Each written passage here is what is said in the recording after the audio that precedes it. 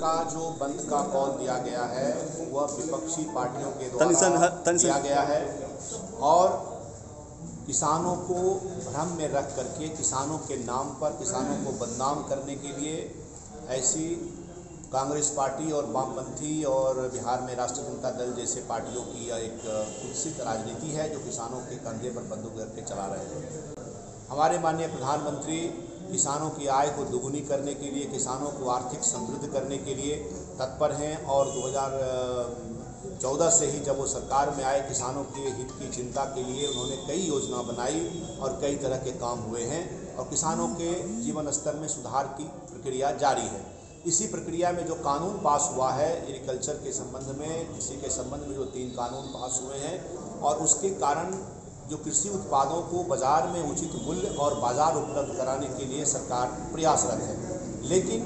कुछ राजनीतिक दल जिनको प्रधानमंत्री नरेंद्र मोदी की लोकप्रियता रास नहीं आती है और उनके पास कोई मुद्दा नहीं है, वह कुछ किसानों को भड़का करके दिल्ली में बैठे हुए हैं और वह इस बात पर आमादा है कि इस बिल को, इस कानून को वापस लिया जाए, जबकि हमारी सरकार किसान के हित में जो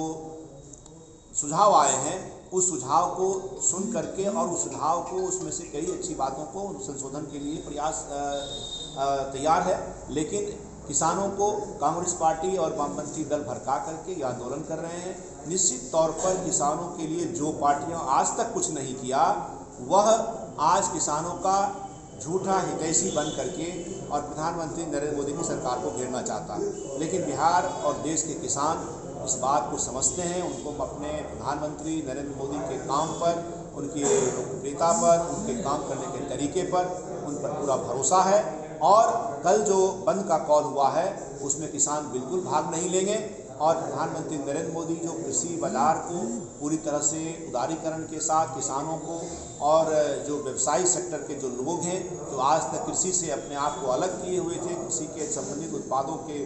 बाजार से, उसके व्यवसाय से अलग किए हुए थे, दोनों को जोड़ करके कृषि सेक्टर और उद्योग सेक्टर, इस दोनों को जोड़ करके कृषि के क्षेत्र में व्यापक बदलाव की एक योजना बनाई है जिससे किसानों को आने वाले दिनों में बहुत फायदा होगा। हम भारतीय जनता पार्टी और पूरे देश के किसान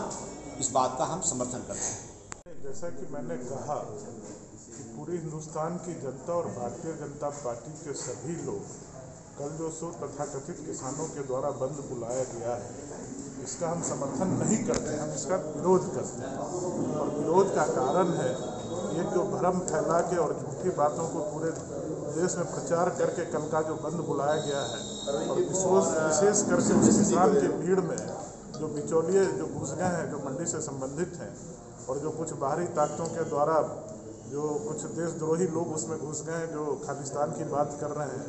उन लोगों को द्वारा ये बंद बुलाया गया है और भ्रम ये फैलाया गया है कि मंडी बंद हो जाएगा, जबकि उस बिल में कहीं भी कोई प्रावधान नहीं है कि मंडी को बंद किया जाता है। हमारे आदरणीय प्रधानमंत्री जी ने भी इस बात को बहुत अच्छे से क्लियर किया कि मंडी बंद नहीं हो रहा है, किसान के लिए हम और सारे मार्केट को खोल रहे हैं और किसान को आज़ाद कर रहे हैं। पहले था कि उसको जो भी अपना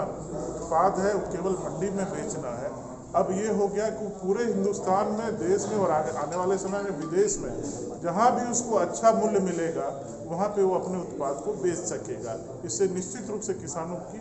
भलाई होगी। जहाँ तक कॉन्ट्रैक्ट फार्मिंग का है उसके बारे में बताया गया कि किसान का ज़मीन हड़प लिया जाएगा, ऐसा कोई बात उस बिल में नहीं है। उल्टा ये फायदा होने वाला है कि किसानों को बीज भी जो एग्रीमेंट करेंगे, जो भी कंपनी एग्रीमेंट करेगी कॉन्ट्रैक्ट फार्मिंग में, जो दूसरी पार्टी होगी वो बीज भी अच्छे क्वालिटी के बीज भी उपलब्ध कराएगा, उसका जो दवाई उसमें जो पड़ता है वो भी उपलब्ध कराएगा, जो खाद पड़ता है वो भी, और साथ ही साथ पूर्व में ही राशि भी तय कर देगा कि किस रेट पर किसान से वो खरीदेगा। तो किसान भी निश्चिंत रहेंगे कि चाहे कुछ भी हो जाए बाजार में, हमारा इतना मूल्य निश्चित रूप से मिलने वाला है। और ये कोई पहली नहीं है, पुराने ज़माने में भी हमारे हिंदुस्तान में चकबंदी कहते थे करके खेती होती थी, वही हो रहा है। गन्ना का खेती पहले से यहाँ कोऑपरेटिव के द्वारा हो रहा है, जैसा बताया हमारे नेताओं ने। ये सारी बातें हैं, किसान को कहीं से धोखा नहीं है और दिक्कत बिचौलियों को है।